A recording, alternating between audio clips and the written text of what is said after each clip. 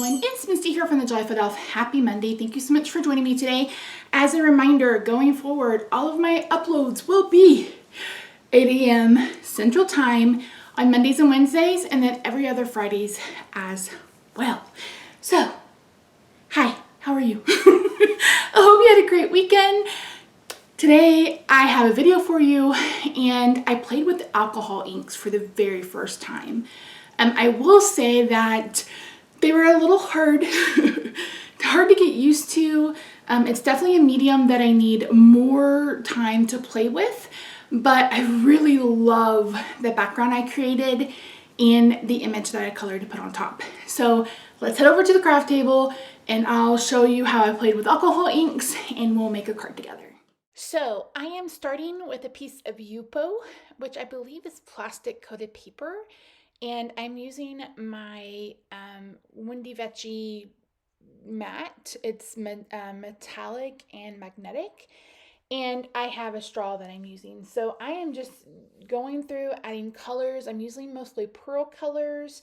I think the two colors I used was Enchanted and something or other. I don't remember the other two.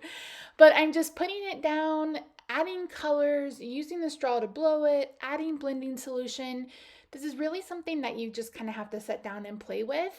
I feel like I did an okay job on this background. I got a really nice look, but it's definitely something that I want to explore some more. You can see there on the left hand or on the right hand side that I have that alcohol lifting ink. I could not get that to work. So I'm not really sure what I did wrong, but I need to pull up some more of Tim's videos and rewatch how he did it. I tried everything and I used a half a bottle of the lifting ink and I couldn't get it to do anything. So that's how we ended up with just a background. So again, just using a straw, you can also use a heat tool. While this was still kind of sticky, I know I'd watched a video where someone had put foil down. So I brought in a piece of the Gina K foil. This is in a turquoise. And I'm just putting it down on top of the paper, lifting it up, moving it around, putting it back down, lifting it back up. And this gives this paper the look of, is it agate? Is that how you say that? But you can see some veining in the paper with the shiny turquoise. And I really love how this turned out. And I love how this color story turned out as well. So definitely something that I enjoyed doing, definitely something that I feel like I need to do some more to kind of get an idea of how to, different techniques with them and everything else. So once I've done that, I've set that aside to dry and I'm going to bring in my Stamparatus and I'm using the fresh spring flowers, fresh cut flowers. I don't remember which one, but it's a stamp from My Favorite Things. This is a cling stamp, meaning that it is red rubber onto cling foam, and then you have to use either acrylic block or a stamp positioner to use. Now, Simon Says Stamp has been bringing out wood mount stamps, and I'm not a fan for a couple of reasons. Number one, they're hard to work with. Number two, it's a waste of resources. I mean, why are we killing trees to put a stamp on it when we have acrylic blocks and other things that we can do? And I know that plastic isn't great for the environment either, but at least acrylic block is going to last you for forever. We're not, it's not a resource or whatever. Anyway, believe what you want to believe. I just don't agree with it. And again, they're really hard to work with. They're expensive to ship. They're hard to store. So anyway, so if I want red rubber, I'm going to get a cling stamp. So I'm coloring this with some BGs, and I believe it's BG07. I don't remember. I have the numbers at the end. I apologize, guys. So with this, I am starting with the darkest at the bottom of the petal, then I'm adding the next lightest. And then before I go up further on the petal, I'm going back and doing the darkest, then the lightest, and then, the darkest, then the mid-tone. I do that twice before I add in the light. That way it gives me a much brighter highlight at the tip of the petal. I believe this is a peony. So it's a little hard to color and kind of to know where the petals, which directions they're going, etc. So just do your best. This stamp I absolutely love. And initially I was creating that background for a more kind of fun and whimsical card, but once it was completed, I'm like, no, this is classy and elegant, and I felt like it needed a floral, and a floral is what it got. So I'm going to go ahead and turn on some music and let you watch me color. I'm no longer going to post the real-time coloring videos here on my channel. So the thing with YouTube and the algorithm is it wants to see your videos performing consistently. So if I post a video and it gets about 300 views, then I post a real-time Copic video that gets about 20 views, then it screws up everything. So I'm going to put those over on my Facebook page. There won't be any music because Facebook, you can't even argue that you own the rights. They just mute it. So I'll be posting it over there, and you can watch it on Facebook if you're interested. So I apologize for those of you that watch it here. It will be free to watch on Facebook. Again, it's on my Facebook page. It's just not enough people watch it to keep it going, and it's affecting the views on my other videos. So yeah, I'm going to go ahead and turn on some music, like I mentioned, and I will catch up with you when it's time to move on to the next step in our card.